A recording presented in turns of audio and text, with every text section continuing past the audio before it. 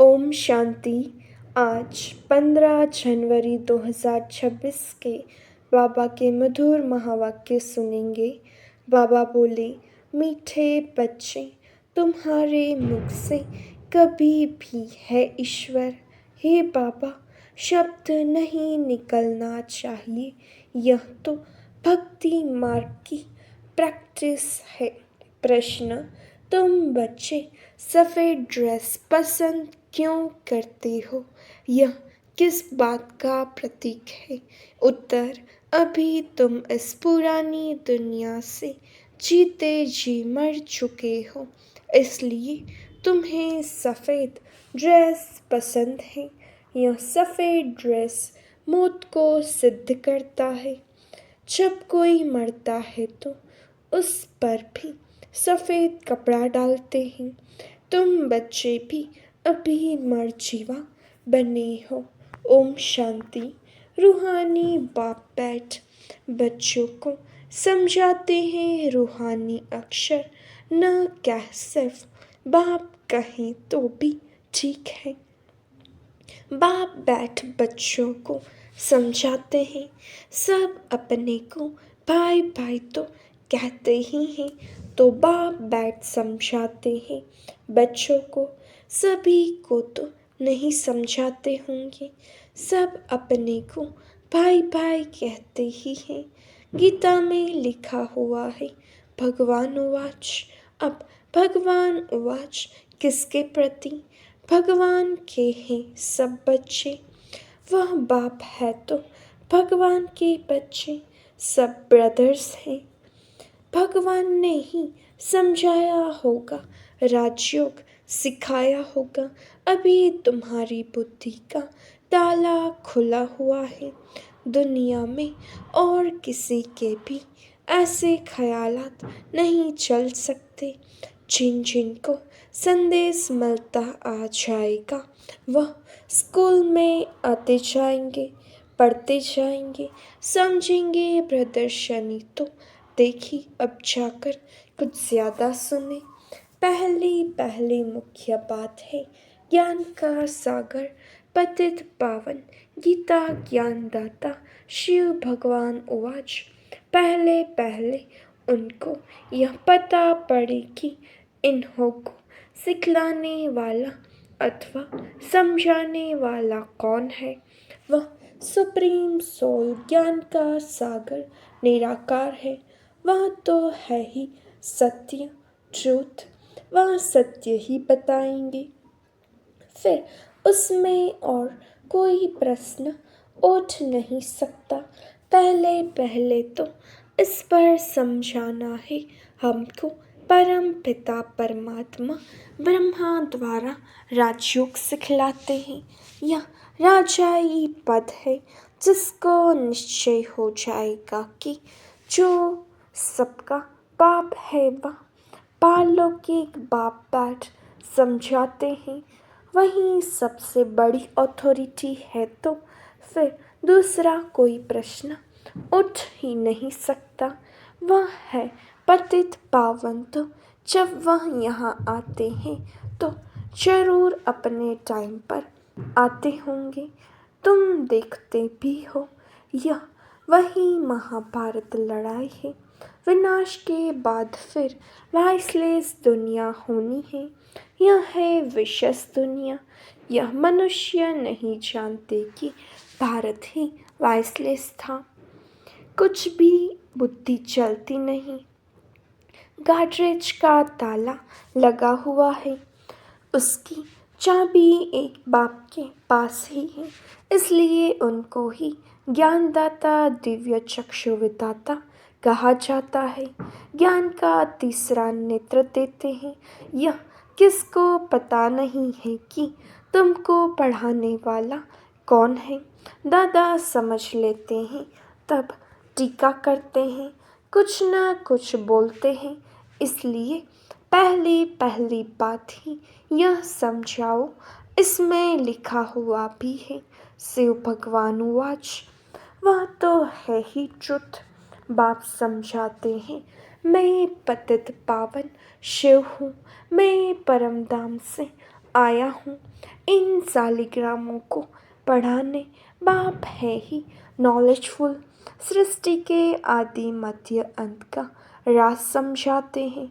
यह शिक्षा अभी तुमको ही बेहद के बाप से मिल रही है। वही सृष्टि के रचयिता है, पतित सृष्टि को पावन बनाने वाले हैं। बुलाते भी हैं, हे पतित पावन आओ, तो पहले पहले उसका ही परिचय देना है। उस परम पिता परमात्मा के साथ आपका क्या संबंध है? वह है ही सत्य। नर से नारायण बनने की सत्य नॉलेज देते हैं। बच्चे जानते हैं बाप सत्य है, बाप ही सचखंड बनाते हैं। तुम नर से नारायण बनने यहाँ आते हो। बैरिस्टर पास जाएंगे तो समझेंगे हम बैरिस्टर बनने आए हैं। अभी तुमको निश्चय है कि हमें भगवान पढ़ाते हैं, कहीं निश्चय करते भी हैं, फिर संशय बुद्धि हो जाते हैं तो उनको सब मनुष्य कहते हैं। तुम तो कहते थे भगवान पढ़ाते हैं, फिर भगवान को छोड़ क्यों आए हो? संशय आने से ही पागंती हो जाते हैं। कोई ना कोई विकर्म करते हैं। भगवान उवाच, काम महाशत्रु है, इन पर जीत पाने से ही तुम जगत जीत बनेंगे। जो पावन बनेंगे वहीं पावन दुनिया में चलेंगे। यहाँ है ही राजयोग की बात, तुम जाकर वहाँ राजाई करेंगे। बाकी जो भी आत्माएं हैं वह अपना हिसाब किताब चुकतो कर वापस अपने घर चली जाएंगी। यह कयामत का समय है। अब यह बुद्धि कहती है सत्यों की स्थापना जरूर होनी है। पावन दुनिया सतयुग को कहा जाता है। बाकी सब मुक्ति धाम में चले जाएंगे। उनको फिर अपना पाठ रिपीट करना है। तुम भी अपना पुरुषार्थ करते रहते हो पावन बन और पावन दुनिया का मालिक बनने के लिए। मालिक तो सब अपने को समझेंगे ना। प्रजा भी मालिक है। अभी प्रजा भी कहती है ना, हमारा भारत। बड़े ते बड़े मनुष्य सन्यासी आदि भी कहते हमारा भारत। तुम समझते हो इस समय भारत में सभी नरकवासी हैं। अभी हम स्वर्गवासी बनने के लिए यह राजयोग सीख रहे हैं। सब तो स्वर्गवासी नहीं बनेंगे। यह अभी ज्ञान आया है। वो लोग जो सुनाते हैं, शास्त्र सुनाते हैं, वह है शास्त्रों की अथॉरिटी। बाप कहते हैं यह भक्ति मार्ग के वेद शास्त्र आदि सब पढ़ने से सीढ़ी नीचे उतरते जाते हैं। यह सब है भक्ति मार्ग। बाप कहते हैं जब भक्ति मार्ग पूरा होगा तब ही मैं आऊँगा।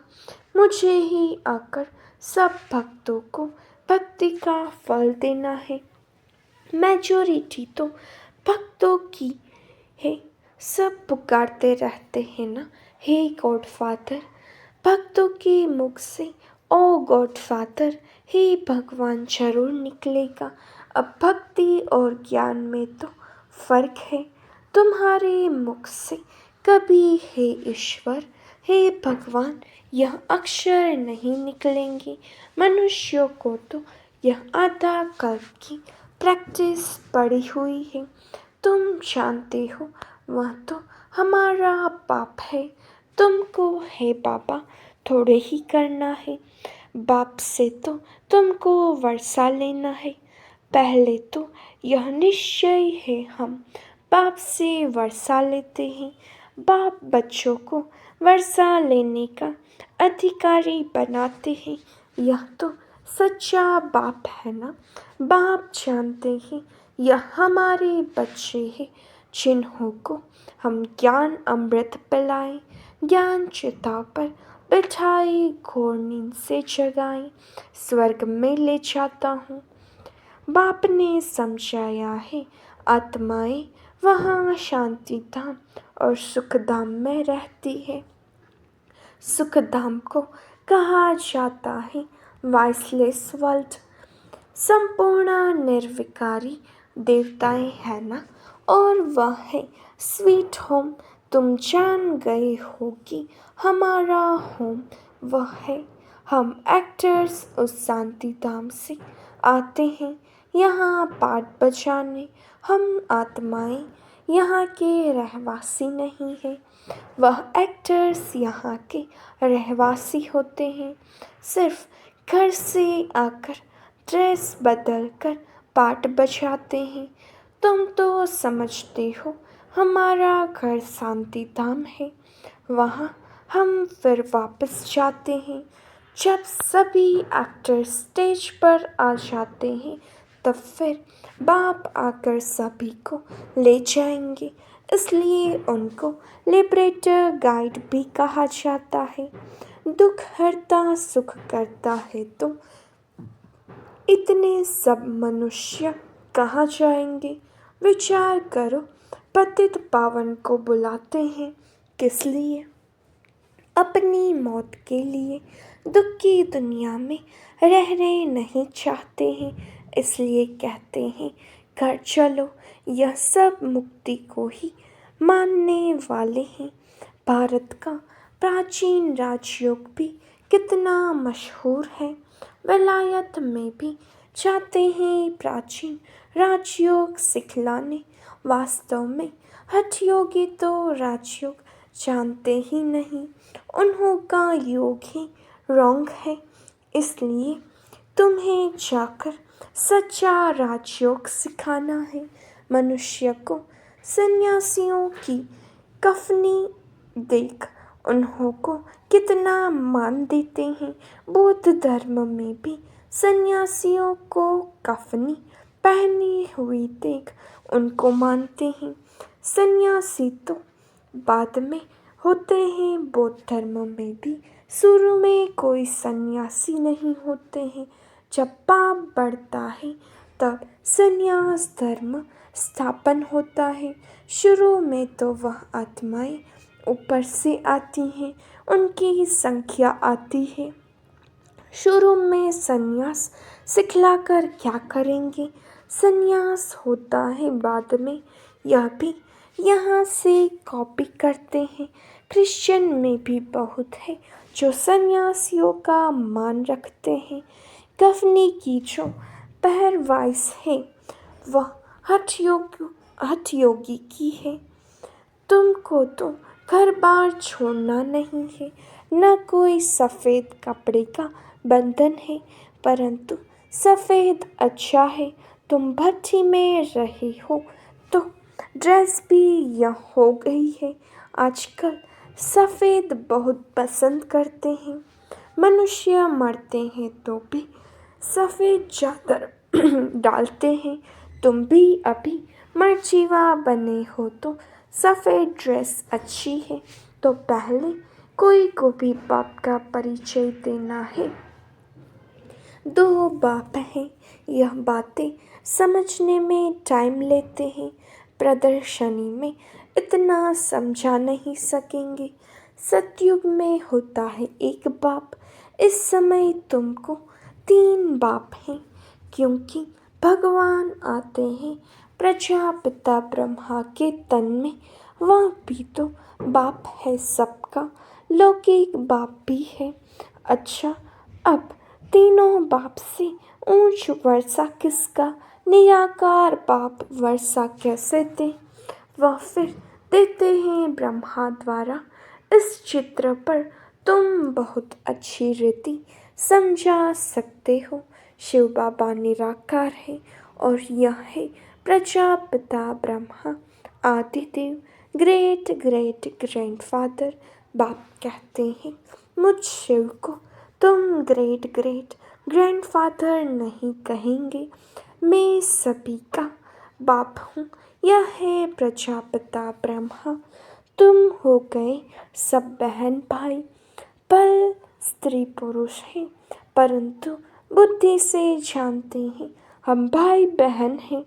बाप से वर्षा लेते हैं भाई बहन आपस में, क्रिमिनल असॉल्ट कर न सके अगर दोनों की आपस में विकारी दृष्टि खिंचती है तो फिर गिर पड़ते हैं, बाप को भूल जाते हैं। बाप कहते हैं तुम हमारा बच्चा बन, फिर मुंह काला करते हो। बेहद का बाप बच्चों को बैठ समझाते हैं, तुमको यह नशा चढ़ा हुआ है। जानते हो गृहस्थ व्यवहार में भी रहना है, लौकिक संबंधियों को भी मुंह देना है, तोड़ निभाना है। लौकिक बाप को तो तुम बाप कहेंगे ना, उनको तो तुम भाई नहीं कह सकते हो। ऑर्डिनरी वे में बाप को बाप ही कहेंगे। बुद्धि में है यह हमारा लौकिक बाप है। ज्ञान तो है ना, यह ज्ञान बड़ा विचित्र है। आजकल करके नाम भी ले लेते हैं, परंतु कोई विजिटर आदि बाहर के आदमी के सामने भाई कह दो तो वह समझेंगे इनका माथा खराब हुआ है। इसमें बड़ी युक्ति चाहिए। तुम्हारा गुप्त ज्ञान है, गुप्त संबंध है, इसमें बड़ा युक्ति से चलना है। लेकिन एक दो को रिगार्ड देना अच्छा है, लौकिक से भी तोड़ निभाना है। बुद्धि चली जानी चाहिए ऊपर। हम बाबा से वर्षा ले रहे हैं, बाकी चाचे को चाचा, बाप को बाप कहना पड़ेगा। जो बीके नहीं बने हैं तो वह भाई बहन नहीं समझेंगे। जो ब्रह्मा कुमार कुमारियाँ बने हैं वही इन बातों को समझेंगे। बाहर वाले तो पहले सुनकर चमकेंगे। इसमें समझने की बड़ी अच्छी बुद्धि चाहिए। बाप तुम बच्चों की विशाल बुद्धि बनाते हैं। तुम पहले हद की बुद्धि में थे, अब बुद्धि चली जाती है बेहद में। हमारा वह बेहद का बाप है। यह सब हमारे भाई बहन हैं। बाकी संबंध में तो बहू को बहू, सासू को सासू ही कहेंगे, बहन थोड़ी ही कहेंगे। आते तो दोनों हैं, घर में रहते भी बड़ी युक्ति से चलना होगा। लोक संग्रह को भी देखना पड़ता है, नहीं तो वह लोग कहेंगे यह पति को भाई, सासू को बहन कह देते, यह क्या सीखते हैं। यह ज्ञान की बातें तो तुम ही जानो और न जाने कोई। कहते हैं ना तुम्हारी गति मति तुम ही जानो। अब तुम उसके बच्चे बने हो तो तुम्हारी गति मत तुम ही जानो। बड़ा संभल कर चलना पड़ता है, कहाँ कोई मुझसे नहीं। तो प्रदर्शनी में भी तुम बच्चों को पहले पहले यह समझाना है कि हमको पढ़ाने वाला भगवान है। अब बताओ वह कौन है? निराकार शिव या श्री कृष्ण। शिव जयंती के बाद फिर आती है श्री कृष्ण जयंती, क्योंकि बाप राजयोग सिखलाते हैं। बच्चों की बुद्धि में आया ना, जब तक शिव परमात्मा न आए शिव जयंती मना न सके। जब तक शिव आकर कृष्णपुरी स्थापन न करे तो श्री कृष्ण जयंती भी कैसे मनाई जाए। श्री कृष्ण का जन्म तो मनाते हैं, परंतु समझते थोड़े ही हैं। श्री कृष्ण प्रिंस था तो जरूर सतयुग में प्रिंस होगा ना। देवी देवताओं की राजधानी होगी, सिर्फ एक श्री कृष्ण को तो बादशाही नहीं मिली होगी। जरूर कृष्णपुरी होगी ना, कहते भी हैं कृष्णपुरी और यह है कंसपुरी। कंसपुरी खत्म हुई फिर कृष्णपुरी स्थापन हुई ना, होती भारत में ही है नई दुनिया में। थोड़े ही यह कंस आदि हो सकते हैं। कंसपुरी कहा जाता है कलयुग को। यहाँ तो देखो कितने मनुष्य हैं। सतयुग में थोड़े होते हैं। देवताओं ने कोई लड़ाई नहीं की। कृष्णपुरी कहो अथवा विष्णुपुरी कहो, देवी संप्रदाय कहो, आसुरी संप्रदाय यहाँ है। बाकी न देवताओं और असुरों की लड़ाई हुई, न कौरवों पांडवों की हुई है। तुम रावण पर जीत पाते हो। बाप कहते हैं इन 5 विकारों पर जीत पहनो तो तुम जगत जीत बन जाएंगे। इसमें कोई लड़ना नहीं है। लड़ने का नाम ले तो हिंसा हो जाए। रावण पर जीत पानी है, परंतु नॉन वायोलेंस से, सिर्फ बाप को याद करने से हमारे विकर्म विनाश होते हैं। लड़ाई आदि की कोई बात नहीं। बाप कहते हैं तुम तमो प्रधान बन गए हो, अब फिर तुमको सतो प्रधान बनना है। भारत का प्राचीन राजयोग मशहूर है। बाप कहते हैं मेरे साथ बुद्धि का योग लगाओ तो तुम्हारे पाप भस्म होंगे। बाप पतित पावन है तो उनसे बुद्धि योग लगाना है, तब तुम पतित से पावन बन जाएंगे। अब प्रैक्टिकल में तुम उनके साथ योग लगा रहे हो। इसमें लड़ाई की कोई बात नहीं है। जो अच्छी रीति पढ़ेंगे और बाप के साथ योग लगाएंगे वही बाप से वर्षा पाएंगी। अच्छा, मीठे मीठे सिखिलते बच्चों प्रति माता पिता बाप दादा का याद प्यार और गुड मॉर्निंग। रूहानी बाप की रूहानी बच्चों को नमस्ते। हम रूहानी बच्चों की रूहानी बाप दादा को याद प्यार नमस्ते, गुड मॉर्निंग, ओम शांति। शुक्रिया बाबा, शुक्रिया। धारणा के लिए मुख्य सार। पहली पॉइंट, भाई भाई की दृष्टि का अभ्यास करते हुए लौकिक बंधनों से तोड़ निभाना है। बड़ी युक्ति से चलना है। विकारी दृष्टि बिल्कुल नहीं जानी चाहिए। कयामत के समय संपूर्ण पावन बनना है। दूसरा, बाप से पूरा वर्षा लेने के लिए अच्छी रीति पढ़ाई करनी है और पतित पावन बाप से योग लगाकर पावन बनना है। वरदान, अपनी संपूर्णता के आधार पर समय को समीप लाने वाले मास्टर रचयिता भव। समय आपकी रचना है, आप मास्टर रचयिता हो। रचयिता रचना के आधार पर नहीं होते, रचयिता रचना को अधीन करते हैं। इसलिए यह कभी नहीं सोचो कि समय आप ही संपूर्ण बना देगा। आपको संपूर्ण बन समय को समीप लाना है।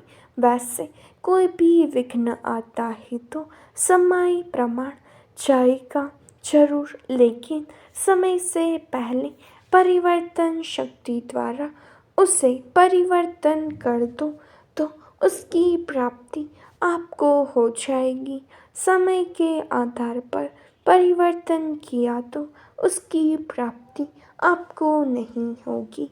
स्लोगन, कर्म और योग का बैलेंस रखने वाले सच्चे कर्म योगी हैं। अव्यक्त इशारे, इस अव्यक्ति मास में बंधन मुक्त रह जीवन मुक्त स्थिति का अनुभव करो। जब तक कर्मेंद्रियों का आधार है तो कर्म तो करना ही है, लेकिन कर्म बंधन नहीं। कर्म संबंध जीवन मुक्त अवस्था अर्थात सफलता भी ज़्यादा और कर्म का बोझ भी नहीं। जो मुक्त है वो सदा ही सफलता मूर्त है। जीवन मुक्त आत्मा सदा फलक से कहेगी कि विजय निश्चित है। सफलता जन्मसिद्ध अधिकार है। अच्छा, ओम शांति।